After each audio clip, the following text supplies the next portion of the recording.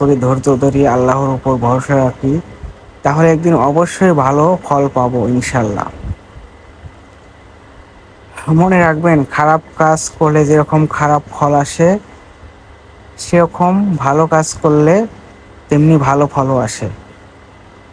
এটা হয়তো আমরা সবাই জানি। দেখেন কত সুন্দর ফল গাছে, দেখছেন? এটা আবার কি দেখছেন? এটা এটাও হয়তো আল্লাহর একটি কুদরতের ওসিলায় কোনো প্রাণী বা কোনো পোকামাকড় এরকম করেছে। তো দেখেন, এই দৃশ্যগুলো আপনাদের হয়তো ভালো লাগছে। দেখেন এত সুন্দর গাছগাছালি, একটা গ্রামের মনোমুগ্ধকর দৃশ্যগুলো হয়তো খুবই ভালো লাগার একটা দৃশ্য।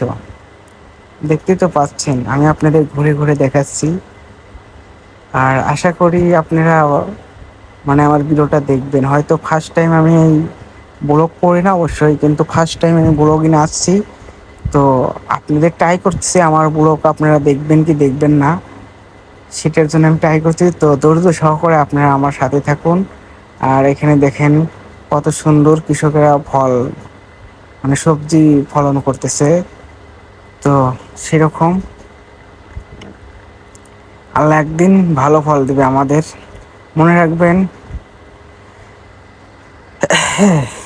খারাপ কাজ করলে খারাপ ফল আসে, আর ভালো কাজ করলে ভালো ফল আসে, এটা সবসময় মনে রাখবেন। তাই চলুন আমরা সবাই ভালো কাজ করি এবং মানুষের উপকার করি, আর আল্লাহকে ভয় করি। দেখছেন এখানে কত সুন্দর হচ্ছে ভুট্টাগুলো, দেখছেন কি সুন্দর দেখা যাচ্ছে, এবং কত সুন্দর হয়ে আছে। এগুলো হয়তো কিছুদিন পরে তুলে কৃষকেরা ঘরে নেবে।